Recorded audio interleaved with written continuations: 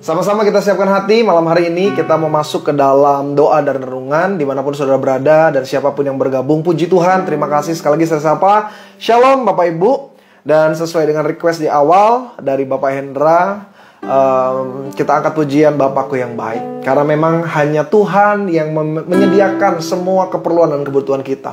Dan kalau hari ini setiap kita masih ada, masih bisa bernafas dengan baik, masih dapat makan dan minum, semua karena kebaikan Bapa kita di sorga. Bahkan buat segala hal yang kita alami, selalu ada pertolongan karena kita punya Bapa yang baik. Haleluya. Sama-sama kita tundukkan kepala. Di tempat dimana sudah menyaksikan streaming ini, kita satu dalam doa. Terima kasih Tuhan. Bersyukur buat setiap jemaat-jemaat Tuhan yang sudah menyediakan waktu di tengah aktivitas kesibukan mereka untuk bergabung bersama-sama dalam doa dan renungan malam hari ini. Hamba berdoa dalam nama Bapa, Putra, Kudus. Kiranya Tuhan, damai sejahtera-Mu menyertai hati dan pikiran semua jemaat Tuhan. Sehingga sebelum kami beristirahat malam hari ini, ada sukacita yang kami rasakan. Ada pengharapan yang baru, ada semangat, ada kekuatan, ada iman yang bertumbuh di dalam pengenalan Engkau. Hamba arahkan tangan kepada kamera di dalam nama Tuhan Yesus Kristus. Malam hari ini, sekalipun kami tidak bertatap wajah, sekalipun kami tidak berjumpa satu dengan yang lainnya, tapi hadirat Tuhan mempersatukan kami. Kami berjumpa di dalam alam roh. Kami menerima kekuatan yang sama, berkat dan kebaikan Tuhan menyertai hati dan pikiran kami. Di dalam nama Bapa, Putra, Kudus, di dalam nama Tuhan Yesus Kristus. Haleluya, puji Tuhan. Mari bersama jemaat Tuhan kita angkat pujian ini, kita katakan, memandang wajah-Mu Tuhan, rasakan kasih-Mu, tinggal dekat-Mu di setiap saat di dalam hidupku. Memandang wajah-Mu, rasakan kasih-Mu,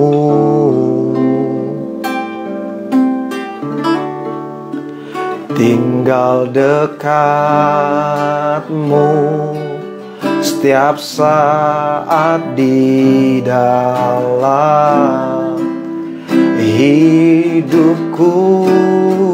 Sekali lagi dari awal, bersama-sama jemaat Tuhan katakan, memandang wajah-Mu, memandang wajah-Mu,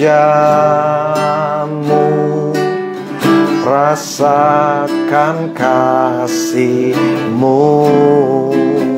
Katakan, tinggal dekat-Mu, tinggal dekat-Mu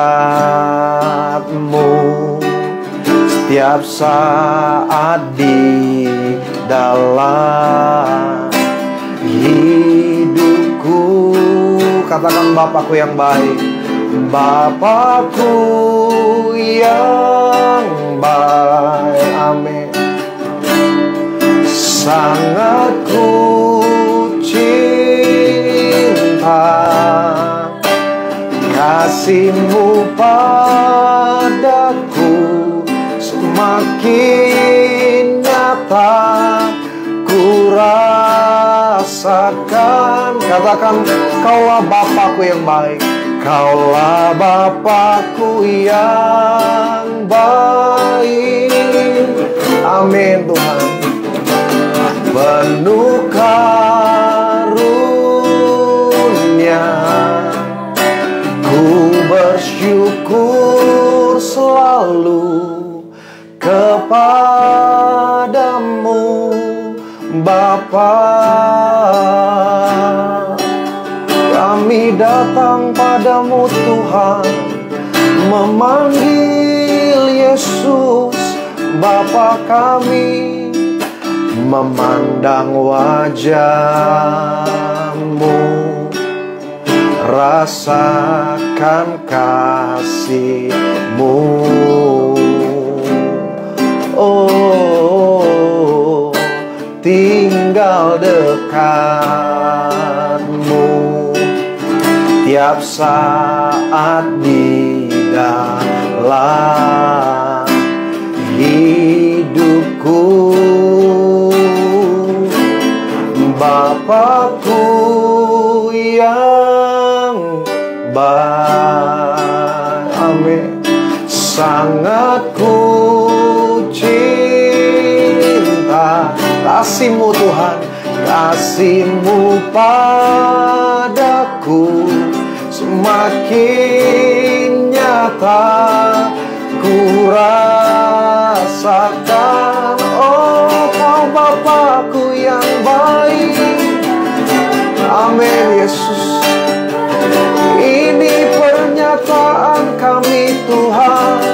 sangat ku cinta. Bersyukur selalu kepadamu Bapa. Katakan kau Bapakku yang baik, Bapakku yang baik. Amin. Sangat ku cinta kasih-Mu. Amin Tuhan. Terima kasih untuk setiap kebaikan-Mu dalam hidup kami. Ku rasakan, oh Kaulah Bapakku yang baik, penuh karunia, penuh karunia.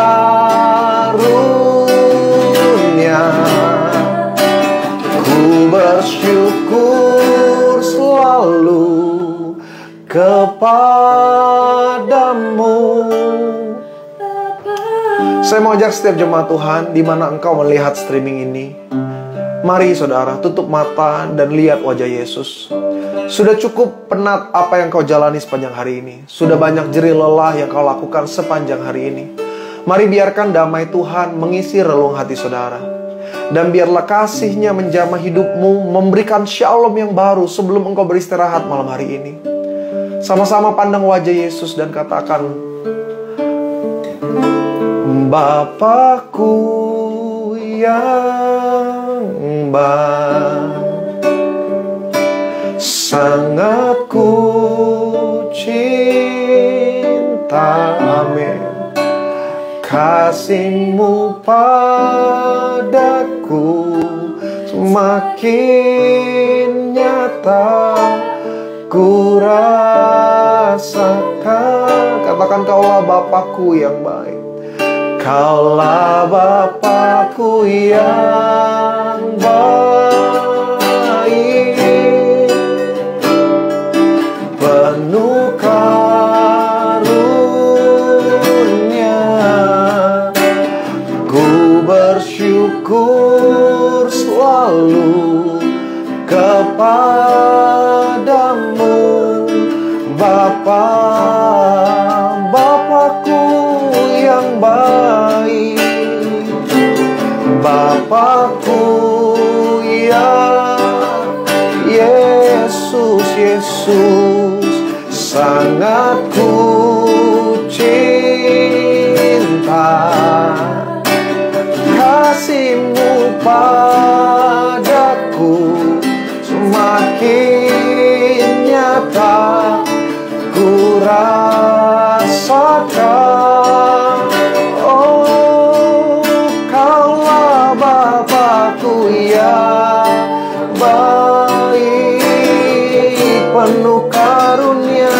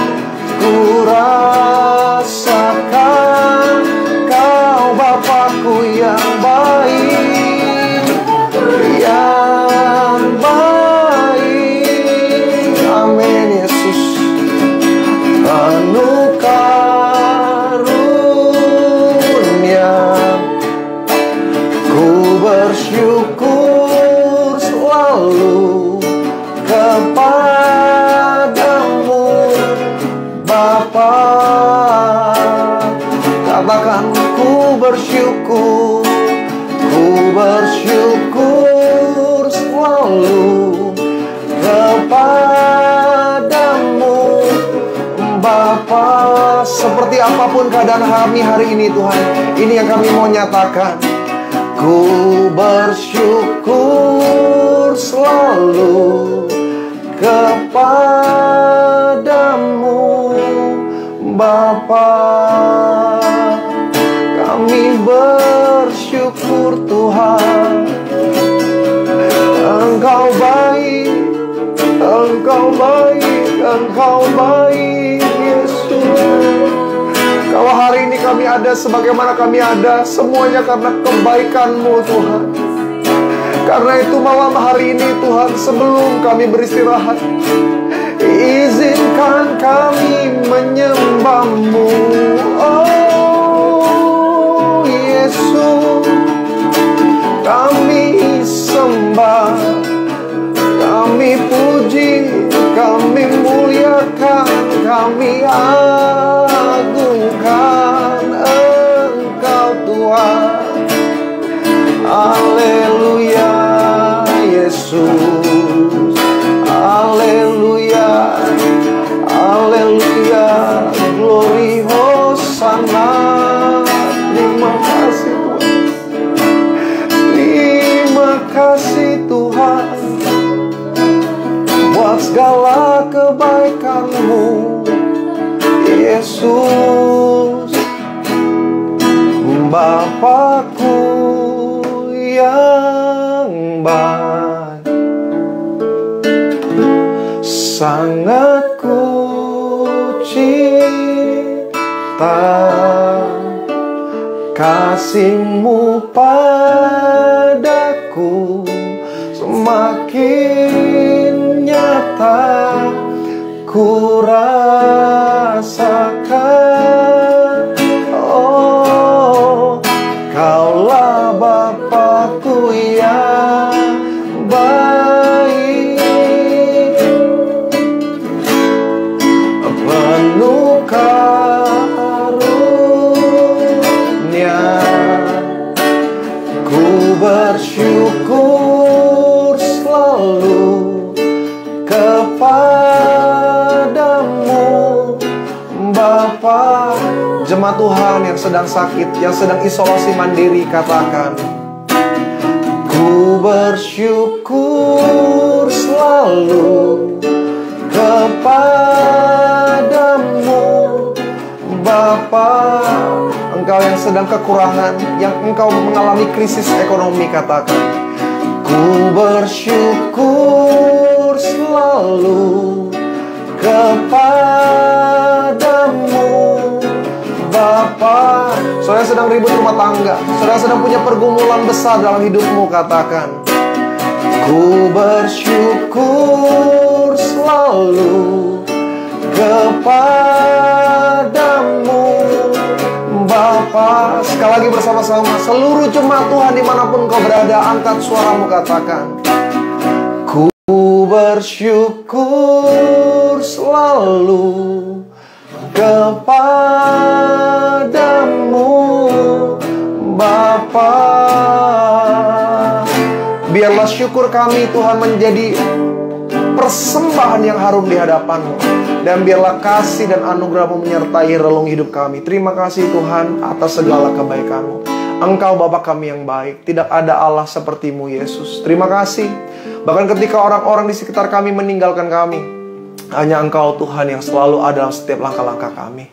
Sebentar Tuhan, hamba bersama umat-Mu, kami akan mendengar kebenaran firman Tuhan, membaca renungan, dan biarlah ayat-ayat firman yang kami dengar hari ini melengkapi keseluruhan kisah hidup kami di sepanjang hari ini. Di dalam nama Bapa, Putra, Kudus, Tuhan, hamba berdoa, Engkau yang kudus kali di bibir hamba, kata, kalimat, ucapan, ayat, poin hanya berasal daripada-Mu. Berkati dan sertai, sehingga malam hari ini menjadi malam yang berkesan bagi setiap kami, karena Engkau menjamah kami pribadi lepas pribadi. Di dalam nama Tuhan Yesus Kristus, bersama jemaat Tuhan yang siap untuk terima berkat kebenaran firman Tuhan, renungan malam hari ini bersama-sama kita katakan amin.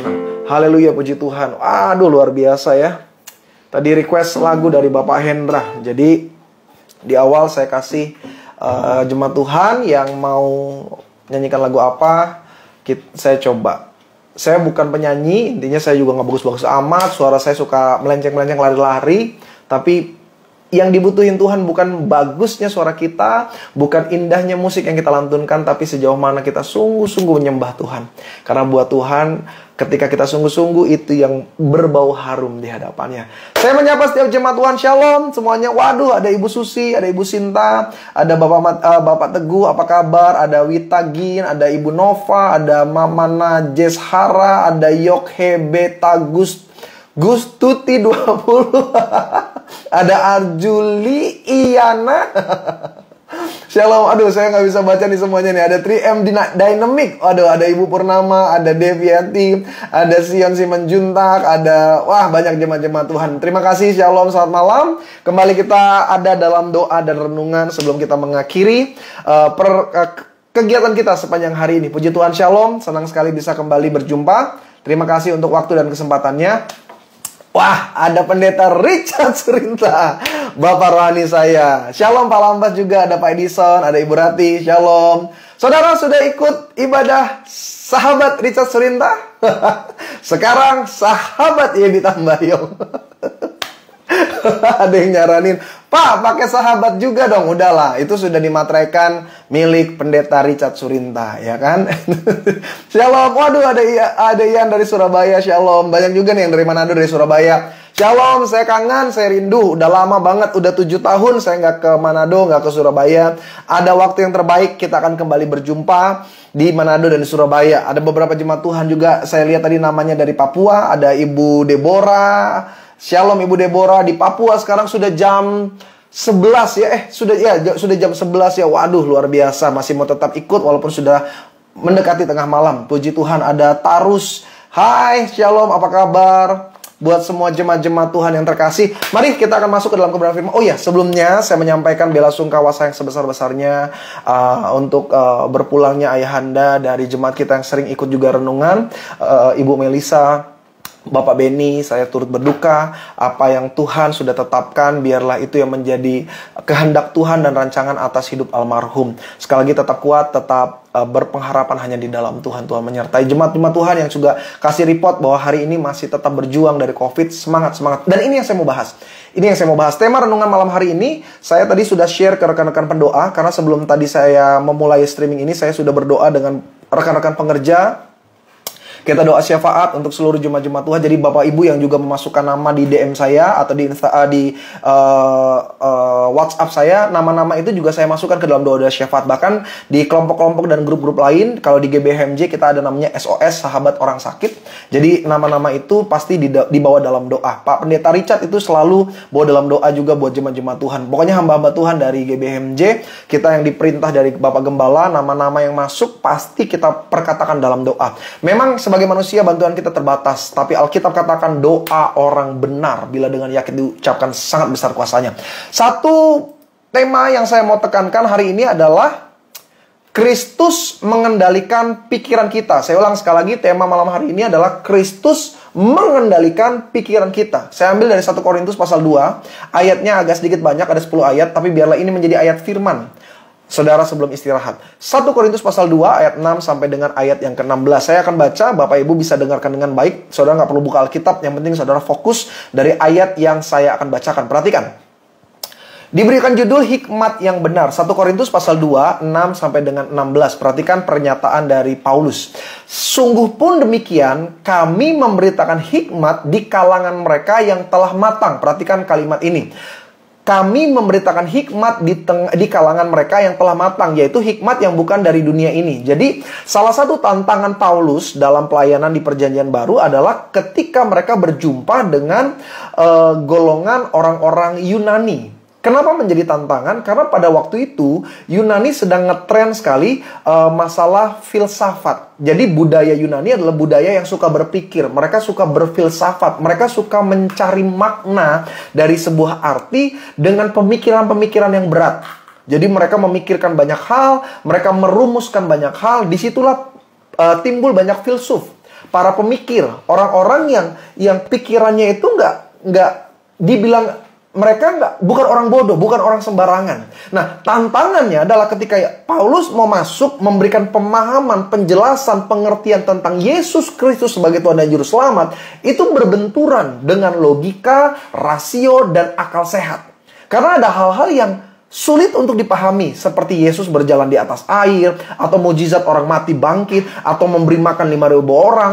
Orang-orang Yunani dengan segala pemikiran filsufnya, mereka berpikir, how come? Bagaimana bisa? Nah, yang menarik, Paulus katakan begini, kami datang dengan hikmat yang bukan dari dunia ini. Nah, itu udah perbedaan jelas. Dan yang bukan dari penguasa-penguasa dunia ini, yaitu penguasa-penguasa yang akan ditiadakan. Maksudnya pemikiran manusia itu satu kali bisa hilang. Pemikiran manusia, apa yang datang dari manusia itu sifatnya fana. Ayat yang ke-7 perhatikan. Tetapi yang kami beritakan ialah hikmat Allah yang tersembunyi dan rahasia, yang sebelum dunia dijadikan telah disediakan Allah bagi kemuliaan kita. Tidak ada dari penguasa dunia ini yang mengenalnya. Maksudnya Yesus. Sebab kalau sekiranya mereka mengenalnya, mereka tidak akan menyalibkan Tuhan yang mulia. Intinya Yesus. Tetapi seperti ada tertulis, apa yang tidak pernah dilihat oleh mata dan tidak pernah didengar oleh telinga dan yang tidak pernah timbul dalam hati manusia, semua disediakan Allah untuk mereka yang mengasihi Dia.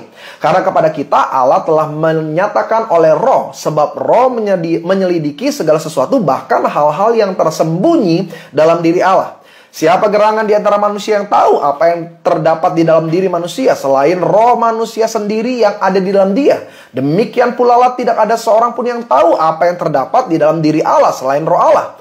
Kita tidak menerima roh dunia. Perhatikan ya.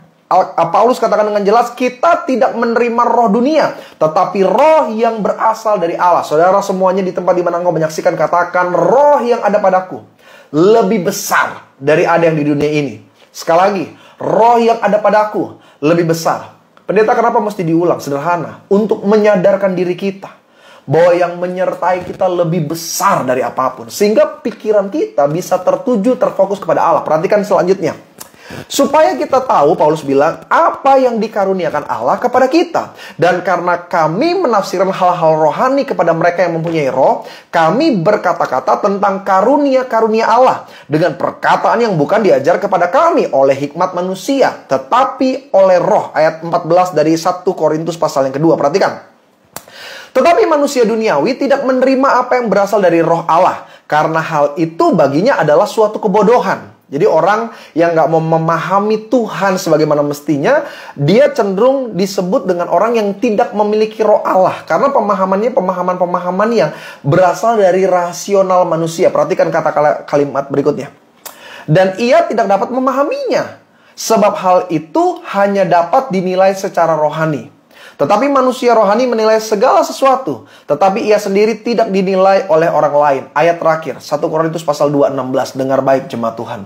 Sebab siapakah yang mengetahui pikiran Tuhan sehingga ia dapat menasehati dia? Tetapi kami memiliki pikiran Kristus. Tema malam hari ini, Kristus mengendalikan pikiran kita. Kalau saudara tanya, pendeta, apa sih yang paling penting untuk dikendalikan oleh Yesus dalam hidup kita? Jawaban saya sederhana. Salah satunya adalah pemikiran kita. Saya dan saudara sebagai makhluk ciptaan hari ke-6, kita berbeda dengan hari yang sebelumnya, yaitu binatang. Binatang bersikap, berbuat, bertindak didasari oleh naluri, insting. Dia kalau mau makan, makan. Dia mau tidur, dia mau kawin, dia mau jalan-jalan, dan itu semuanya dipengaruhi oleh naluri dan instingnya. Tapi berbeda dengan kita itu dipengaruhi oleh pikiran kita. Dari sejak awal kita bangun pagi, kita mulai berpikir, to-do list kita tuh apa? Apa yang mau kita lakukan, apa yang mau kita kerjakan. Itu dalam jangka waktu dekat. Bahkan manusia mulai berpikir untuk jangka panjangnya. Setelah saya lulus sekolah, apa yang akan saya lakukan? Kuliah di mana? Jurusan apa? Mengapa? Nanti bekerja seperti apa? Targetnya mau menjadi seperti apa? Jadi kita beda dengan binatang. Binatang tidak berpikir sepanjang itu. Dia bahkan bukan berpikir, dia bernaluri. Nah, repotnya pikiran juga yang akan mengarahkan saudara ke jalan yang benar atau ke jalan yang salah. Karena kita manusia diciptakan dengan free will, kehendak bebas. Waktu kita berpikir, kita mulai melihat opportunity, kesempatan, langkah, kanan, kiri, depan, belakang, atau hanya diam di tempat. Dan setiap pilihan ada konsekuensinya. Ini agak ribet ya bahasanya ya.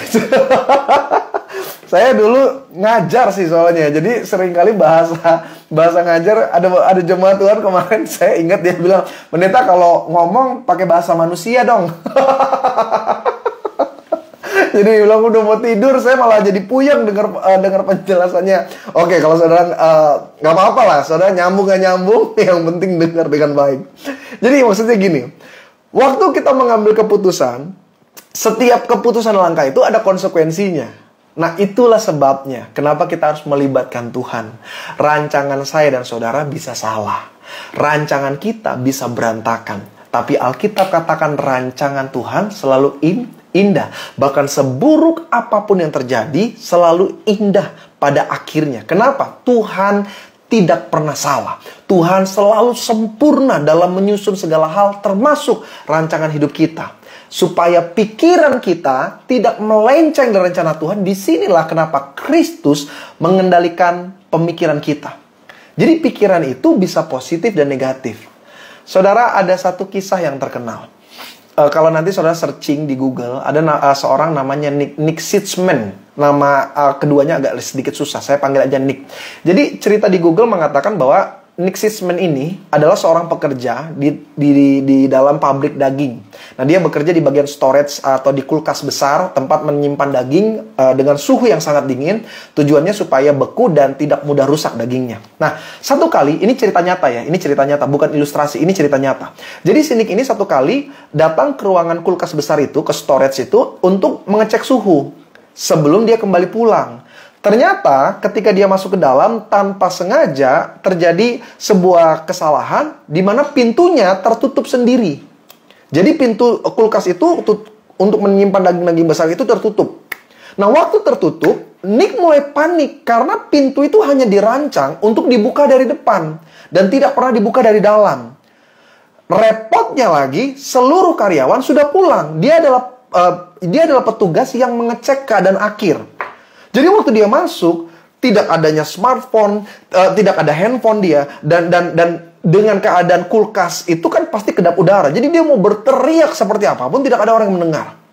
Waktu dia menyadari keadaan yang sangat buruk itu, dia mulai dikuasai oleh rasa cemas, takut dan khawatir. Dia coba cari solusi, dia coba congkel dengan beberapa benda ya untuk menggantung daging itu, dia coba congkel, dia coba cari jalan keluar, nothing happen. Dia terkurung di dalam. Dia mulai putus asa. Dan cerita ini kisahnya mengatakan bahwa Nick ini mulai bikin surat seperti surat perpisahan lah kepada istrinya, anaknya, keluarganya. Dia bilang aku mencintai istri dan lain sebagainya, bla bla bla bla bla bla bla. Dia tulis semua dan selesai. Besok paginya karyawan yang paling pertama datang bingung kenapa lampu di dalam masih pada nyala. Nah, waktu dia lari dan dia menemukan ternyata ada seorang yang terjebak di dalam kulkas besar itu.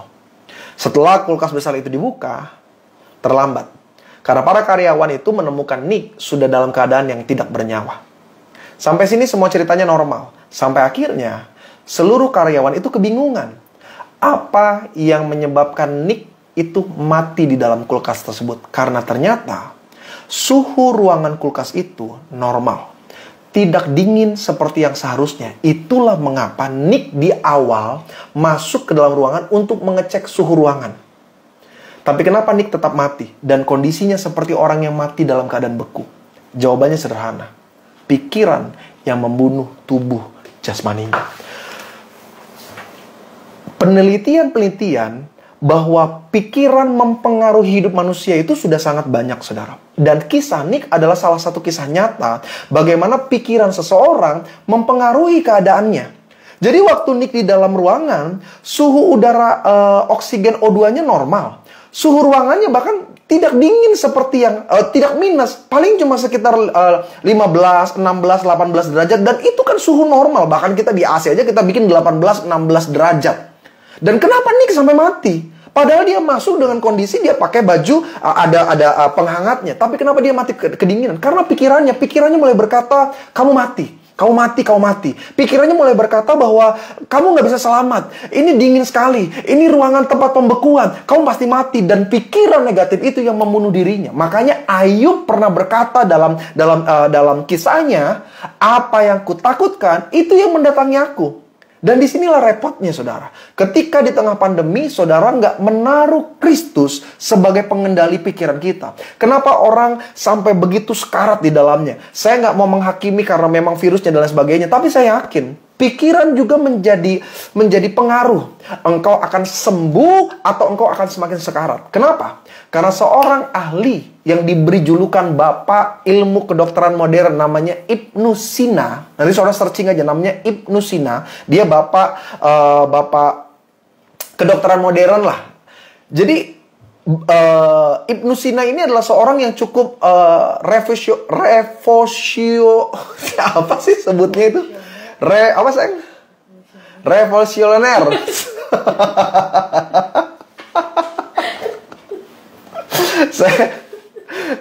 saya agak susah itu ya itulah. Saudara coba ketik dulu, saya baca. Saya punya teman, dia nggak bisa ngomong setrikaan. Dia kalau ngomong setrika tuh triska.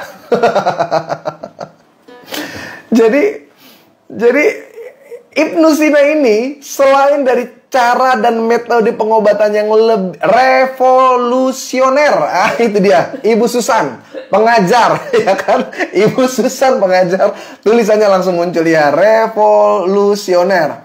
Yang di bawah ini pasti searching dulu di Google, ya kan? No, I'm just kidding. Thank you Mbak Abigail, thank you buat semuanya yang udah nulis. Oke, lanjut.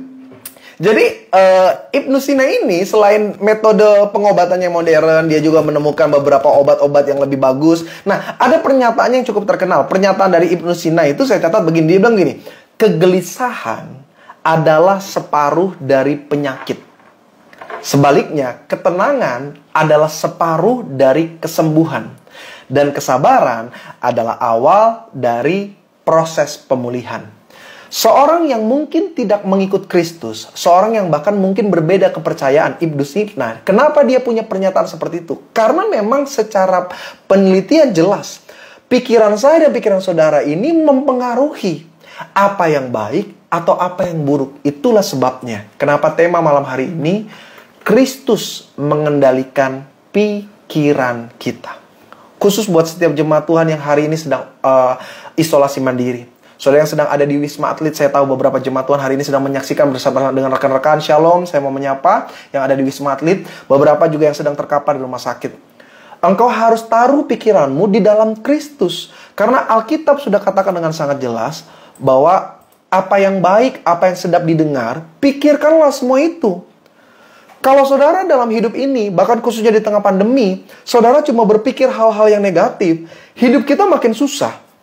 Hidup kita menderita, seringkali bukan karena keadaannya, tapi karena pikiran negatif yang terus mengintimidasi. Wah, ini mah susah, pandemi mah masih lama. Dengar nggak variannya sekarang udah jadi Delta Plus, nanti lagi muncul wabah jamur hitam, beberapa kasus katanya udah mulai masuk di Indonesia. Kalau kita cuma berpikir-pikir yang negatif, disinilah engkau sulit melihat mujizat dan pertolongan Tuhan dalam hidup saudara. Karena seringkali kuasa Tuhan bukan dibatasi oleh keadaan di sekitar, tapi pikiran kita. Tuhan ingin menolong. Tuhan ingin memberkati. Tapi pikiran negatif menghambat semua itu. Ingat peristiwa ketika Musa membawa umat Israel keluar dari Mesir. Lalu mereka dihadang oleh Laut Tiberau, Laut Merah. Dan Tuhan tanya sama Musa, "What do you have?" Apa yang kau punya? "Aku cuma punya tongkat, Tuhan." Dan Tuhan berkata, "Pukullah laut itu," atau "pukullah Laut Tiberau itu," "pukullah Laut Merah itu." Kalau Musa hanya berpikir dengan logika, rasio dan logika dia sebagai manusia, dia akan berpikir, how come? Bagaimana bisa? Ini kan cuma tongkat. Kalau Tuhan, saya punya senjata tajam atau saya punya senjata perang yang canggih, mungkin berbeda. Saya cuma punya tongkat dan ini cuma tongkat biasa, tongkat untuk mengembalakan kambing domba. Tapi Alkitab katakan, ketika Musa memukul Laut Merah itu, terbelah menjadi dua. Tidak ada yang membatasi mujizat Tuhan. Tetapi pikiran saudara bisa menghalangi cara Tuhan bekerja dalam hidup saudara. Jadi kalau pikiran saudara mulai berkata, rumah tangga saya mah susah diberkati, rumah tangga saya mah susah sukses, ya saya sama suami cuma begini-begini aja, maka terjadilah seperti apa yang kau pikirkan dalam kehidupan saudara. Tapi sebaliknya, kalau mulai malam hari ini saudara coba ubah cara konsep saudara berpikir, saya diberkati. Keluargaku pantas diberkati, keluargaku pantas sukses, keluargaku pantas diangkat naik, maka terjadilah seperti apa yang kau imani dan kau pikir dalam kehidupanku. Makanya zaman sekarang di TikTok saya dikasih tahu sama jemaat Tuhan, sekarang juga dia lagi ikut nonton tadi Bapak adalah namanya anak muda, dia kasih lihat, pendeta sekarang tuh ada apa sih bahasanya tuh, afirmasi. Saudara ngerti nggak istilah afirmasi? Afirmasi tuh mengkonfirmasi diri sendiri dengan pernyataan-pernyataan positif. Jadi kita seperti menghipnotis atau bahasa hari-harinya mengsugesti diri kita sendiri.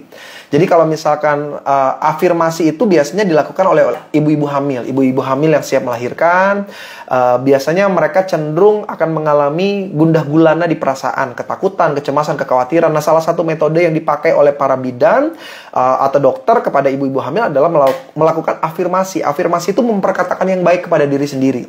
Saya ibu yang bahagia, saya ibu yang sehat, ASI saya lancar, anak saya sehat, saya bahagia, dan lain sebagainya. Itu dia dengar.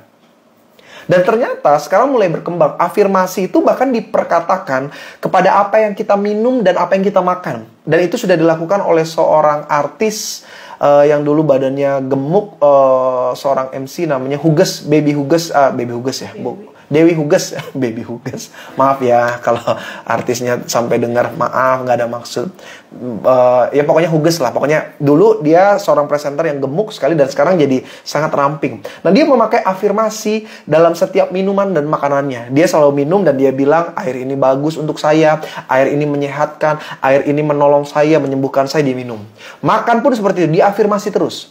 Dan sekarang di TikTok tuh sudah banyak influencer yang mengajak netizen itu mengafirmasi bahwa saya pantas sukses, saya pantas berhasil. Dia bukan orang Kristen. Saya tekankan sekali lagi, mereka bukan orang Kristen, mereka bukan pendeta, mereka bukan pelayan Tuhan, mereka influencer untuk mengajak netizen afirmasi.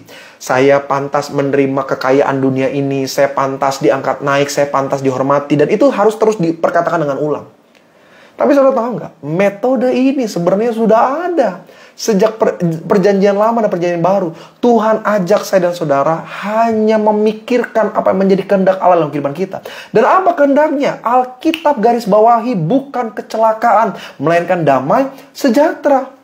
Jadi kalau saudara menjadi Kristen, tapi kayaknya nggak ada perubahan dalam hidup saudara, jangan tanya kenapa Tuhan nggak buat yang baik. Tapi coba lihat, apakah yang mempengaruhi hidup saudara? Pikiran negatif atau pikiran positif? Karena seringkali kita ngelihat suami kita dan kita bilang, orang kayak gini mah susah berubah. Nah, itu yang akan terus terjadi dalam hidup saudara. Engkau lihat istrimu dan bilang, buta kali gue dulu nikah sama dia nih. Duh Tuhan, makin bertambah besar aja nih orang, gak ada cantik-cantiknya. Maka terjadilah seperti apa yang Bapak pikirkan. Sebaliknya, lihat keadaanmu. Logikamu akan berkata mustahil. Tapi ingatlah, bagi Tuhan tidak ada perkara yang mustahil. Dokter vonis, city value-mu berapapun, hasil swab PCR-mu boleh bicara apapun. Tapi perkatakan dengan iman, aku yakin mujizat kesembuhan terjadi bagi diriku. Pikirkan, aku sembuh, aku sehat, aku bahagia. Ada satu tokoh yang tadi saya sampaikan juga ke rekan-rekan pengerja. Namanya Paulus dan Silas. Kalau saudara baca dalam Kisah Para Rasul, mereka itu dimasukkan ke dalam penjara. Nah, saya mau baca, ini ayat terakhir ya sebelum saya tutup dan mengakhiri keseluruhan renungan kita. Karena saya lihat udah mau jam 10. Oke. Kisah Para Rasul pasal 16, 23-26, jemaat Tuhan bisa dengar dengan baik. Setelah mereka berkali-kali didera, mereka dilemparkan ke dalam penjara. Jadi maksudnya Paulus dan Silas. Kepala penjara diperintahkan untuk menjaga mereka dengan sungguh-sungguh. Sesuai dengan perintah itu, kepala penjara memasukkan mereka ke ruang penjara paling tengah dan membelenggu kaki mereka dengan pasung yang kuat. Saya ingin tekankan kalimat ayat 24 ini. Alkitab katakan, kepala penjara yang memasukkan bukan cuma pesuruh loh. Kepala penjaranya langsung. Kenapa? Karena mereka orang spesial yang harus diawasi dan tidak boleh sampai kabur narapidana ini. Alkitab bilang mereka ditaruh di penjara paling tengah. Dalam sejarah Romawi, kalau saudara membaca dengan lebih spesifik, istilah penjara tengah adalah tempat yang sangat menakutkan. Why? Karena ketika Romawi membuat penjara pada zaman-zaman perjanjian baru, penjara harus menjadi tempat yang menghancurkan mental, menghancurkan karakter siapapun narapidana yang masuk ke sana. Tujuannya mematikan manusia baik secara fisik maupun secara psikologi. Dan penjara paling tengah adalah tempat yang menakutkan karena di sana terjadi eksekusi dan penganiayaan atau penyiksaan. Penjara paling tengah pada zaman itu adalah tempat di mana algojo bukan cuma menyiksa, tapi mereka melakukan eksperimen.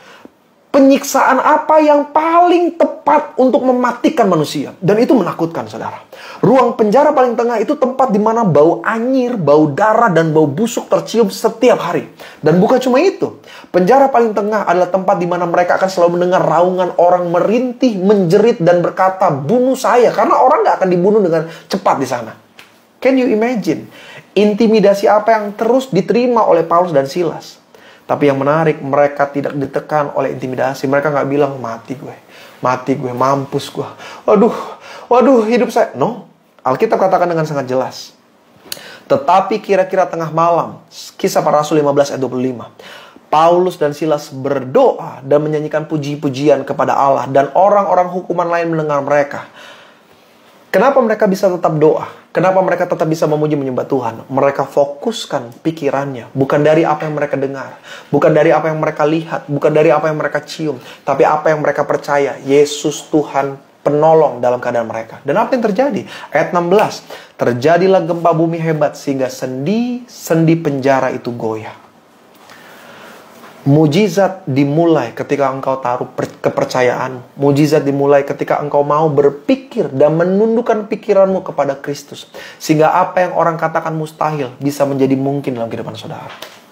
Orang kalau taruh pikirannya kepada Kristus, keadaan apapun, dia lebih kuat. Karena dia yakin Tuhan gak akan pernah mempermalukan. Kalau dia taruh pikirannya kepada Kristus, sesulit apapun kondisinya, dia gak hidup dalam keputusasaan. Karena dia yakin bahwa Tuhan akan tetap memberikan kemenangan dalam dirinya. Itu adalah konsep orang yang menaruh pikiran atau pikirannya dikendalikan oleh Kristus. Nah, saya mau ajak setiap jemaat Tuhan. Saya kan gak tahu hidup saudara sejauh apa. Saya gak tahu nih beban apa yang saudara pikul. Saya gak ngerti seburuk apa kehidupan yang harus kau jalani sampai hari ini. Tapi yang saya percaya, Alkitab katakan Allah tidak pernah mempermalukan orang-orang yang berharap kepadanya. Pikirkanlah yang baik tentang hidup saudara. Yes, rumah tanggamu lagi berantakan. Tapi katakan, aku yakin ada pemulihan Tuhan atas rumah tanggamu. Yes, engkau sedang divonis positif. Dan engkau hari ini sedang terkapar. Engkau sesak nafas karena penyakit yang sedang menggerogoti keadaan tubuh saudara. Tapi pikirkanlah dan percayalah. Justru melalui penyakit itu, engkau akan melihat mujizat dan kebaikan Tuhan terjadi bagi hidup saudara. Itu yang saya ingin kita di tengah pandemi pikirkan, saudara. Paulus itu melayani Tuhan. Tuhan perintahkan ke berbagai tempat. Dan Alkitab catat dengan jujur. Tidak semua pelayanannya mulus. Ada masa-masa sukar. Selain dia disakiti, difitnah, dilempari batu, Alkitab katakan Paulus mengalami karam kapal. No, bukan cuma sekali. 3 kali dia karam kapal. Can you imagine bagaimana karam kapal pada zaman itu? Kalau zaman sekarang ada tim SAR, zaman sekarang ada teknologi radar, zaman sekarang ada komunikasi, zaman sekarang ada helikopter, zaman sekarang ada perahu cepat. Tapi zaman itu seorang yang terkantung yang mengalami karam kapal dan terkantung di lautan, jawabannya cuma satu, selamat karena beruntung atau mati sekalian. Dan Paulus bukan cuma mengalami 1 kali, 3 kali Alkitab katakan Tuhan izinkan dia mengalami karam kapal. Kalau Paulus nggak punya pikiran yang menuju kepada Kristus, dia pasti sudah kecewa. Dia akan bilang, Tuhan kenapa? Tuhan suruh saya pelayanan, Tuhan suruh saya pergi. Kenapa keadaan yang buruk Tuhan izinkan terjadi sama pelayanan saya? Tapi tidak dengan Paulus. Apa pernyataan Paulus yang paling terkenal? Hidup adalah Kristus dan mati adalah keuntungan. Artinya dalam segala keadaan, dalam segala kondisi, baik itu hal yang menyenangkan atau itu hal yang menyedihkan, kalau kita punya pikiran di dalam Kristus, kita akan tetap berkata, Tuhan, terima kasih. Baik air mata menetes atau senyum ada di wajah kita, kalau pikiran kita kepada Kristus, kita akan tetap berkata, Tuhan, terima kasih. Makanya setiap jemaat Tuhan, saya yakin sebagian saudara adalah orang-orang yang hari ini menjalani hidup dalam keadaan berat. Engkau diperlakukan dengan tidak adil, engkau dirugikan, engkau disakiti, engkau hari ini sedang mengalami penderitaan, engkau sedang kekurangan. Saya mengingatkan, tidak ada jawaban lain selain daripada Yesus. Itulah kenapa setiap malam saya ambil komitmen, mengajak jemaat Tuhan, ayo kita doa dan renungan. Supaya sebelum engkau mengakhiri hari yang berat ini, kita tetap ingat bahwa rancangan Tuhan tetap ada dan baik bagi saya dan saudara. Tetap semangat buat setiap jemaat-jemaat Tuhan, tetap kuat di dalam Yesus. Pikirkanlah apa yang baik, taruhlah pikiranmu, dan biarlah Kristus yang mengendalikan pikiran kita. Bagaimana caranya? Doa, pujian, penyembahan, dan firman Tuhan. Dan biarlah Tuhan yang menyatakan mujizatnya terjadi bagi saya dan saudara. Haleluya. Gak terasa ya, udah hampir mau jam 10 kita akhiri. Karena saya mau ajak jemaat Tuhan, kita renungan hanya sekitar 1 jam. Tadi ada yang request, Ibu Dokter Widya masih ada nggak? Tadi saya lupa lagunya yang tadi Dokter Widya request. Yang mau request pujian, saya nggak pandai nyanyi ya, saya nggak pandai nyanyi. Ada jemaat Tuhan yang bilang, Pak, kok suaranya ngelengking? Emang begitu. Saya nggak pernah jadi WL, seumur pelayanan nggak pernah jadi WL. Jadi kalau nyanyi, ya pokoknya kita nyembah Tuhan aja lah. Ada Dokter Widya masih ada? Dokter Widya tadi ada request, aduh aku lupa lagi tadi pujiannya apa. Oke lah, kita ganti lah ya. Oh, siapakah aku ini Tuhan? Dokter Widyanya masih ada. Shalom, Bu Dokter. Coba saya lihat dulu, takut salah liriknya. Pernyataan dari seorang raja namanya Daud. Siapakah aku ini Tuhan, jadi biji mataku. Sama-sama di tempat di mana sudah menyaksikan streaming ini. Kasih setia.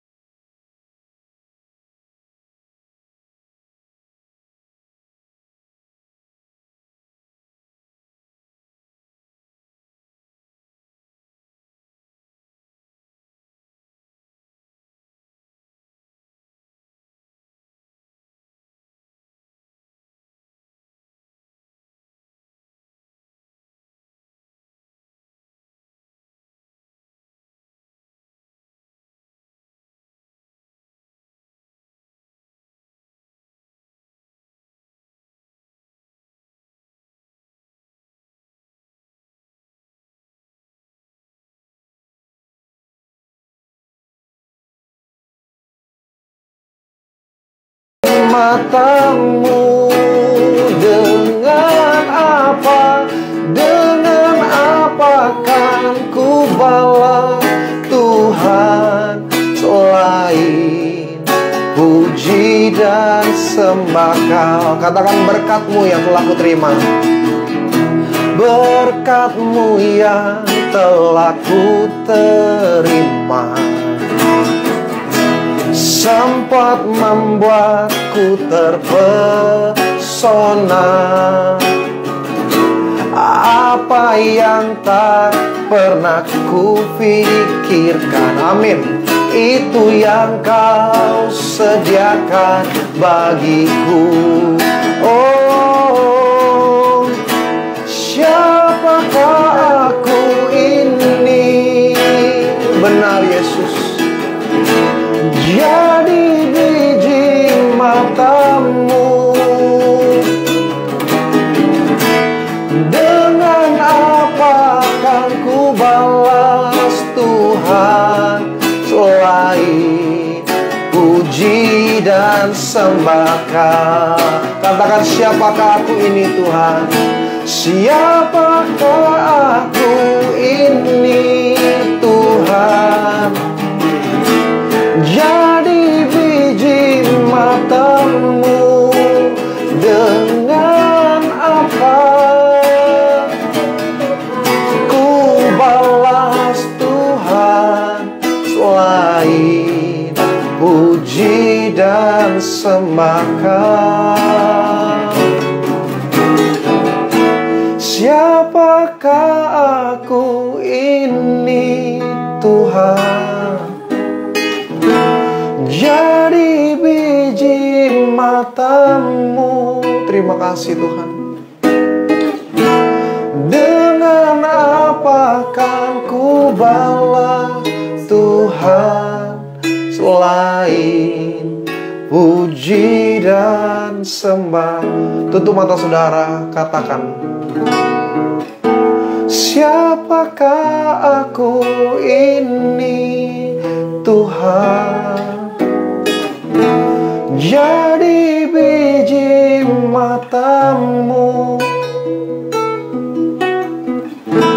Dengan apa kan ku balas Tuhan, selain puji dan...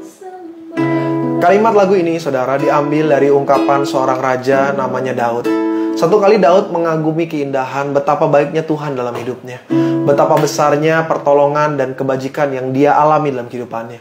Tapi kalau saudara baca dengan lebih teliti, sebenarnya pernyataan Daud ini bukan ketika dia sedang dalam keadaan sukses.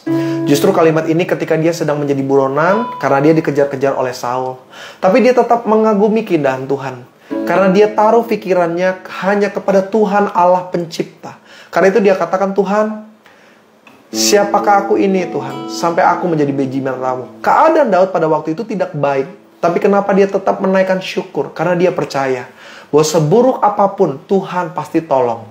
Dan saya mau ingatkan kepada setiap jemaat Tuhan dimanapun saudara menyaksikan streaming ini, Tuhan yang sama yang melepaskan Daud dari setiap belenggu kesesakan, Tuhan yang sama yang akan menolong saya dan saudara keluar dari setiap masa-masa sukar dalam hidup saudara. Air matamu hari ini bukanlah air mata akhir hidup saudara. Air matamu adalah awal dari mujizat besar yang akan Tuhan nyatakan. Kekuranganmu hari ini bukanlah akhir hidup saudara.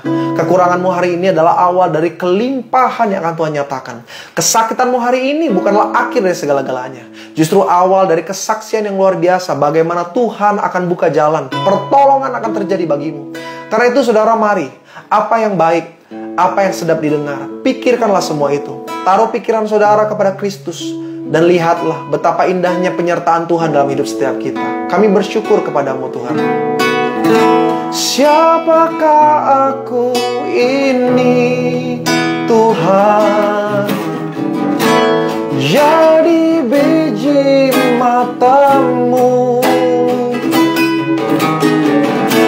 Dengan apa akan ku balas Tuhan, selain puji dan sembah. Katakan, siapakah aku ini. Amin. Seperti Daud menyatakan, demikianlah kami menyatakan, jadi biji matamu. Dengan apa akan ku balas Tuhan, selain puji dan sembah. Amin. Dengan apa kan ku balas Tuhan. Katakan, dengan apa? Dengan apa kan ku balas. Seluruh jemaat Tuhan, sama-sama kita katakan, dengan apa kan ku balas Tuhan, selain puji dan sembah. Engkau kami sembah Yesus, Bapa kami puji, kami muliakan. Inilah persembahan nyanyian kami Tuhan, inilah mazmur kami bagimu. Betapa hebat, betapa besar Allah kami. Oh, terima kasih Tuhan, terima kasih.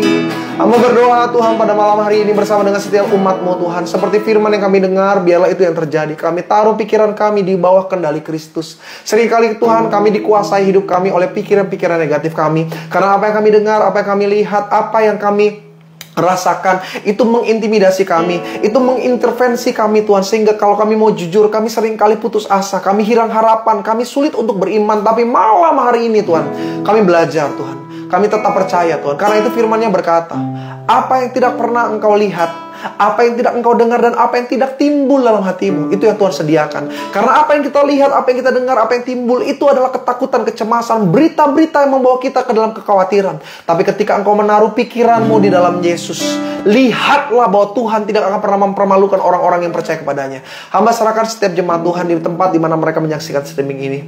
Taruh damai sejahtera di hati mereka. Kami akan beristirahat Tuhan dari jerih lelah kami sepanjang hari ini. Biarlah ketika kami beristirahat ada shalom Tuhan. Kami mimpi indah sehingga kami besok bangun pagi dengan jiwa raga yang sehat. Kami serahkan pasangan kami, suami, istri, anak-anak kami, cucu kami, orang tua kami, kakak adik kami, keluarga dan kerabat kami ke dalam tangan-Mu. Hamba serahkan jemaat-jemaat Tuhan yang sedang terkapar, terbaring di Wisma Atlet. Mereka ke kelompok-kelompok yang hari ini sedang ada di ruang-ruang isolasi mandiri. Begitu juga mereka yang hari ini sedang ada di rumah sakit. Berkati dengan kuasa pertolongan kesembuhan daripada Allah. Begitu juga dengan setiap jemaat-jemaat Tuhan yang hari ini sedang mengalami kekurangan, perjuangan dalam ekonomi, krisis yang sedang membawa mereka ke dalam keadaan yang tidak baik. Dalam nama Yesus, besok adalah hari berkat, hari mujizat, hari kelimpahan. Mereka juga yang sedang mengalami pergumulan dalam rumah tangga, keributan suami istri, antara orang tua dengan anak. Dalam nama Yesus, kasih dan damai sejahtera Tuhan menyertai rumah tangga mereka. Berikan mereka roh kedewasaan sehingga mau saling mengampuni, saling mengasihi, saling menerima kekurangan satu dengan yang lainnya. Hamba juga berdoa dalam nama Yesus, masalah-masalah yang dihadapi jemaat Tuhan, terkhusus Tuhan mereka yang sedang mengalami masalah-masalah hukum. Beberapa jemaat memberikan keadaan mereka sedang terjerat dengan kondisi-kondisi hukum. Hamba doa dalam nama Yesus, pembela kami hanya Yesus, pembela kami hanya Allah kami yang menuntun kami kepada kemenangan. Tuhan berikan hati mereka yang kuat, hati yang damai, hati yang percaya. Terima kasih Tuhan, terima kasih untuk malam hari ini. Biarlah segala puji, segala hormat, segala kemuliaan kami kembalikan kepadamu. Jemaat Tuhan, kita angkat pujian. Kiranya Engkau memberkati aku berlimpah-limpah dan memperluas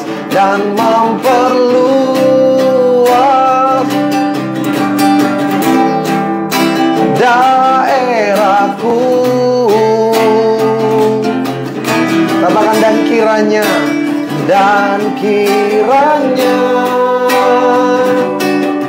tangan-Mu menyertai aku dan melindungi aku. Ini doa kami Tuhan. Daripada malapetaka sehingga kesakitan tidak menimpa aku. Biarlah berkat, rahmat, dan anugerah Tuhan menyertai kami semua Tuhan pada malam hari ini. Dalam nama Yesus, angkat tanganmu, arahkan hatimu kepada Tuhan. Dan apapun kata berkat yang kau dengar, terima dengan iman. Ingatlah firman yang berkata, orang bimbang jangan berharap sesuatu yang baik. Maka percayalah apa yang kau dengar malam hari ini digenapi dalam kehidupanmu. Dengan kuasa otoritas daripada Allah, hamba berkata, terimalah berkat, rahmat, anugerah dari Allah Bapa, cinta kasih Tuhan Yesus Kristus, dan penyertaan yang manis bersama dengan Roh Kudus. Mulai hari ini, besok, lusa, sampai Maranatha. Tuhan datang kali yang kedua menjemput setiap kita mempelai yang setia menjadi bagian dalam kerajaan Allah. Setiap engkau yang percaya, setiap kita jemaat Tuhan yang yakin, berkat, kebajikan, kemurahan Tuhan menyertai langkah hidup kita. Bersama-sama kita katakan amin. Haleluya, puji Tuhan.